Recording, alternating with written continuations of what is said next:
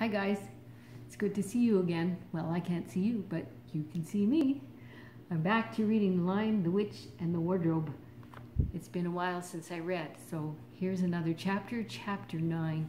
Chapter 8, as you remember, we left off, and Peter and Susan and Lucy were all at Mr. and Mrs. Beaver's house, and they were just making plans to go meet Aslan, who is the lion. And they discover that Edmund is missing.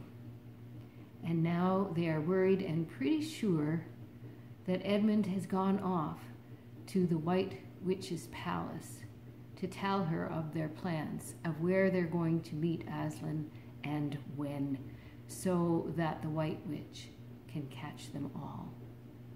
Well, that's where we left off. It's a pretty ominous, scary time.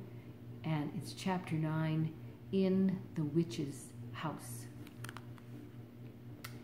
And now, of course, you want to know what happened to Edmund.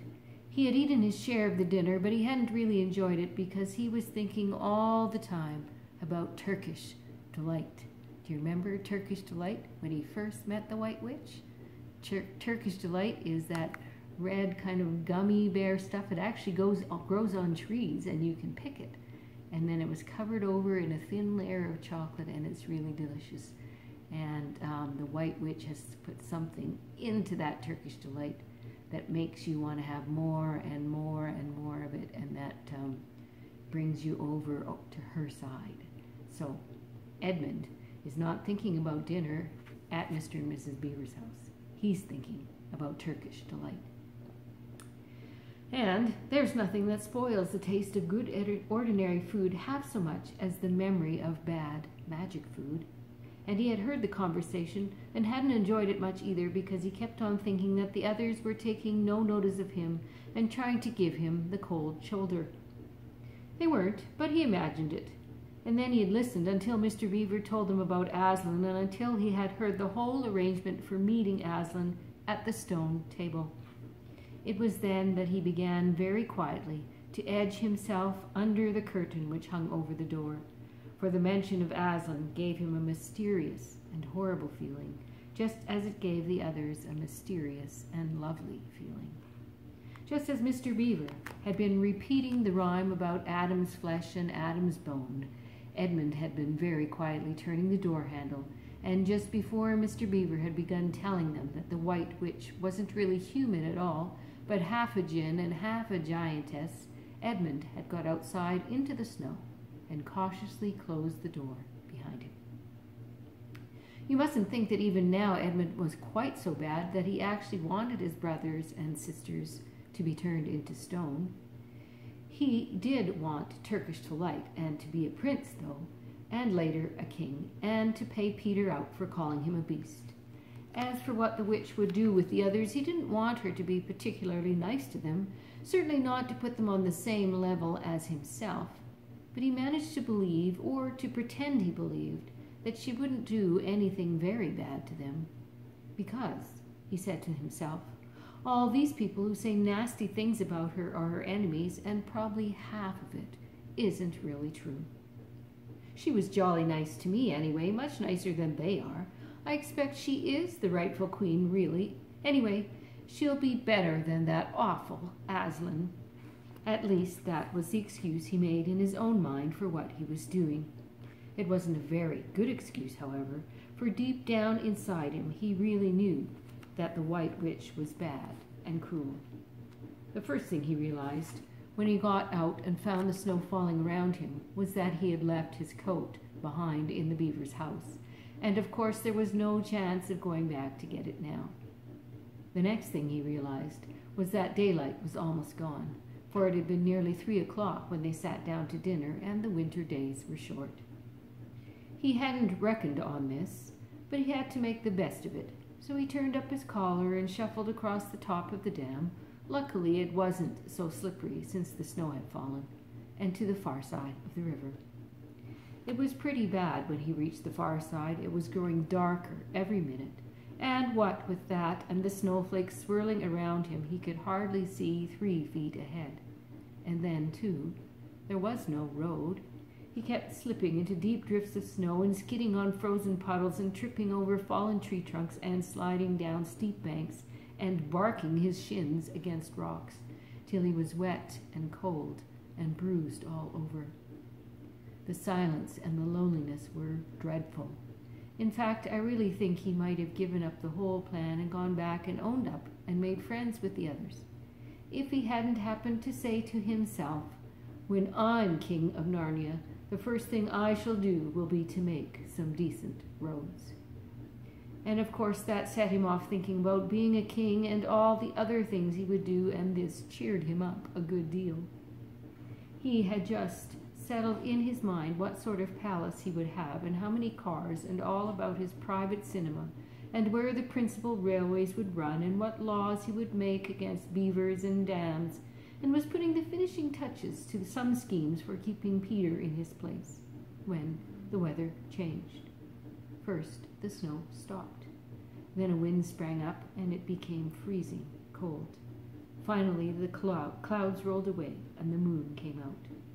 It was a full moon, and shining on all that snow, it made everything almost as bright as day. Only the shadows were rather confusing. He would never have found his way if the moon hadn't come out by the time he got to the other river. You remember he had seen, when they first arrived at the beavers, a smaller river flowing into a greater one lower down. Now he reached this, and he turned to follow it up. But the little valley down which it came was much steeper and rockier than the one he had just left, and much overgrown with bushes, so that he could not have managed it at all in the dark. Even as it was, he got wet through, for he had to stoop under branches, and great loads of snow came sliding off onto his back. And every time this happened, he thought more and more how he hated Peter, just as if all this had been Peter's fault. But at last he came to a part where it was more level and the valley opened out. And there, on the other side of the river, quite close to him, in the middle of a little plain between two hills, he saw what must be the White Witch's house. And the moon was shining brighter than ever. The house was really a small castle. It seemed to be all towers, little towers with long pointed spires on them, sharp as needles. They looked like huge dunce caps or sorcerer's caps, and they shone in the moonlight, and their long shadows looked strange on the snow. And Edmund began to be afraid of the house. And I'll show you the picture that they have right there.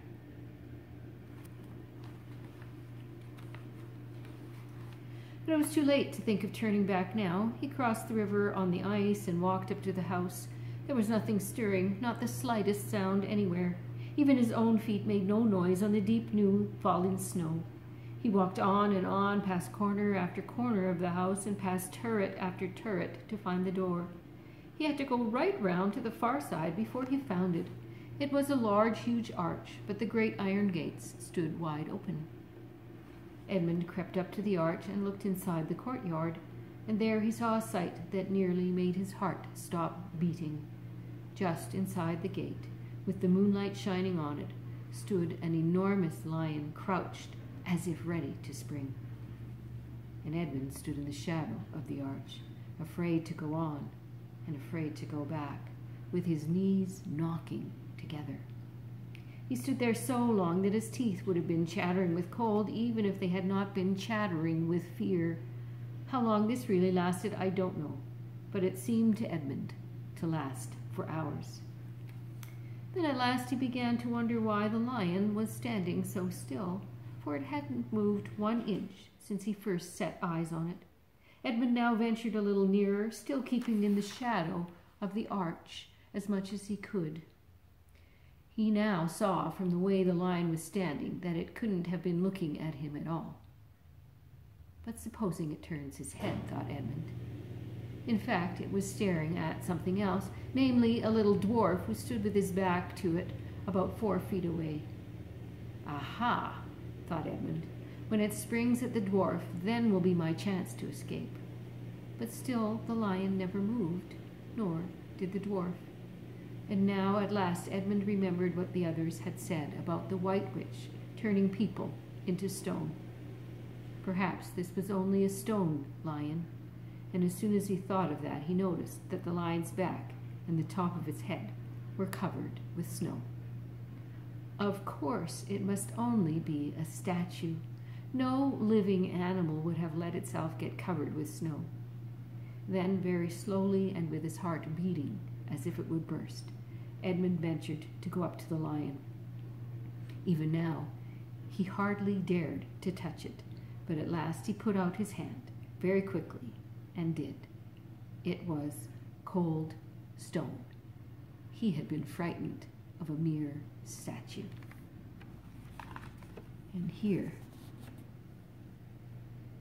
is what Edmund sees as he walks through the archway. It's a little unclear, but you can see all the statues of the dwarves and of the lion. The relief which Edmund felt was so great that in spite of the cold, he suddenly got warm all over right down to his toes, and at the same time there came into his head what seemed a perfectly lovely idea. Probably, he thought, this is the great lion Aslan that they were all talking about. She's caught him already and turned him into stone. So that's the end of all their fine ideas about him. Pooh! Who's afraid of Aslan? And as he stood there gloating over the stone lion, and presently he did something very silly and childish. He took a stump of lead pencil out of his pocket and scribbled a mustache on the lion's upper lip, and then a pair of spectacles on its eyes. Then he said, "Yeah, silly old Aslan, how do you like being a stone? You thought yourself mighty fine, didn't you?" But in spite of the scribbles on it, the face of the great stone beast still looked so terrible and sad and noble, staring up in the moonlight, that Edmund didn't really get any fun out of jeering at it. He turned away and began to cross the courtyard. As he got into the middle of it, he saw that there were dozens of statues all about, standing here and there, rather as the pieces stand on a chessboard when it is halfway through the game. There were stone satyrs and stone wolves and bears and foxes and catamountains of stone. There were lovely stone shapes that looked like women, but who were really the spirits of trees. There was the great shape of a centaur and a winged horse and a long, lithe creature that Edmund took to be a dragon.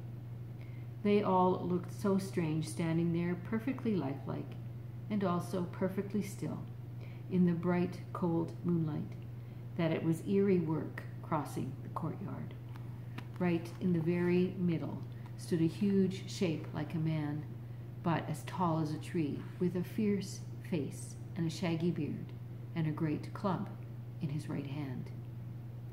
Even though he knew that it was only a stone giant and not a live one, Edmund did not like going past it. He now saw that there was a dim light showing from a doorway on the far side of the courtyard. He went to it. There was a flight of stone steps going up to an open door. Edmund went up to them. Across the threshold lay a gray wolf. "It's all right. It's all right," he kept saying to himself. "It's only a stone wolf. It can't hurt me." And he raised his leg to step over it. And instantly the huge creature rose with all the hair bristling along its back, opened a red mouth, and said in a growling voice, "Who's there? Who's there? Stand still, stranger, and tell me who you are."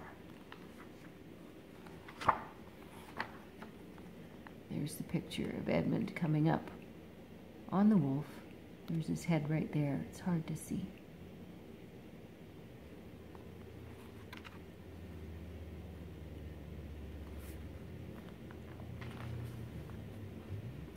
"If you please, sir," said Edmund, trembling so that he could hardly speak.